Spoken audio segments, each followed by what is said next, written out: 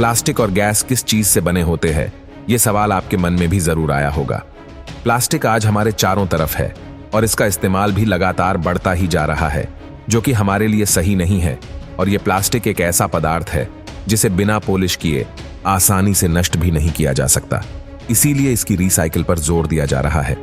लेकिन सवाल यह है कि आखिर ये प्लास्टिक बनता कैसे है और ये कहां से आता है।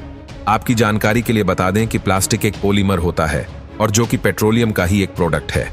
अगर आप नहीं जानते कि पेट्रोलियम क्या होता है तो आपको बता दूं कि पेट्रोलियम उस क्रूड ऑयल या कच्चे तेल को कहा जाता है जिसे जमीन की गहराई से खोद निकाला जाता है और इसी के जरिए हमें कई सारी चीजें मिलती है, जैसे कि पेट्रोल, डीजल, केरोसिन, नेप्था वगैरह वगैरह।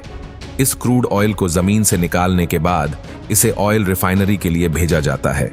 इसकी डिस्टिलेशन प्रोसेस के लिए इस क्रूड ऑयल को अलग अलग टेम्परेचर पर गर्म किया जाता है और जिससे कि हमें अलग अलग चीजें मिलती है।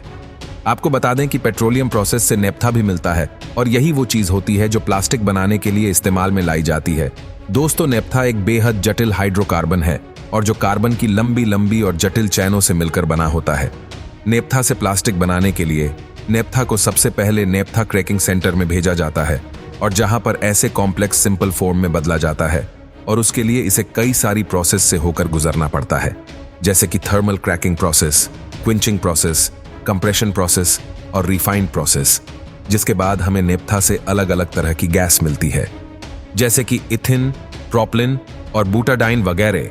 अब हमें जिस तरह का प्लास्टिक चाहिए उसके अकॉर्डिंग हम गैस का रिएक्शन डिफरेंट चीजों के साथ कराते हैं, जिसके बाद इस गैस को एक चैम्बर में भेज दिया जाता है और वहां पर इन गैस के छोटे छोटे मॉलिक्यूल बन जाते हैं जिसे मोनोमर कहा जाता है। ये आपस में जुड़ जाते हैं जिससे एक लंबी चैन बन जाती है जिसे हम पॉलीमर कहते हैं और साथ ही इस प्रोसेस को पॉलीमराइजेशन कहा जाता है।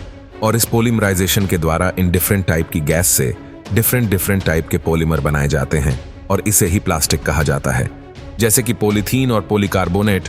और ये जो अलग तरह के प्लास्टिक बनाई जाती है, इसका इस्तेमाल कई अलग अलग जगहों पर आवश्यकता अनुसार इस्तेमाल होता है, जिसे आप भी काफी अच्छे से जानते होंगे। दोस्तों, ये तो आपने जान लिया कि प्लास्टिक कैसे बनता है, बट प्लास्टिक से जुड़ी कुछ ऐसी बातें हैं जो आपको जरूर पता होना चाहिए। दोस्तों, ये बात तो हम सब जानते हैं कि प्लास्टिक का इस्तेमाल लगातार बढ़ता जा रहा है, लेकिन प्लास्टिक से बनी टेबल, कुर्सी, बाथरूम की बाल्टी, झाड़ू, डस्टबिन, ये सारी ऐसी चीजें हैं जिनके इस्तेमाल से हमारी सेहत पर सीधा नहीं पड़ता है। लेकिन जब ये चीजें टूट जाती हैं या फिर बेकार हो जाती है तो लोगों के द्वारा इन इधर उधर फेंक दिया जाता है। ऐसा ना करें, बल्कि इन्हें इकट्ठा करके कबाड़ वाले को दे दें, जिसे रिसाइकलिंग के लिए फैक्ट्री में भेजा जा सके। इन चीजों को चलाना तो बिल्कुल भी नहीं चाहिए, क्योंकि प्लास्टिक या फिर रबर के जलने से निकलने वाला धुआं काफी जहरीला होता है और यही धुआं हमारे सांस के जरिए खून में मिलकर तुरंत असर दिखाता है।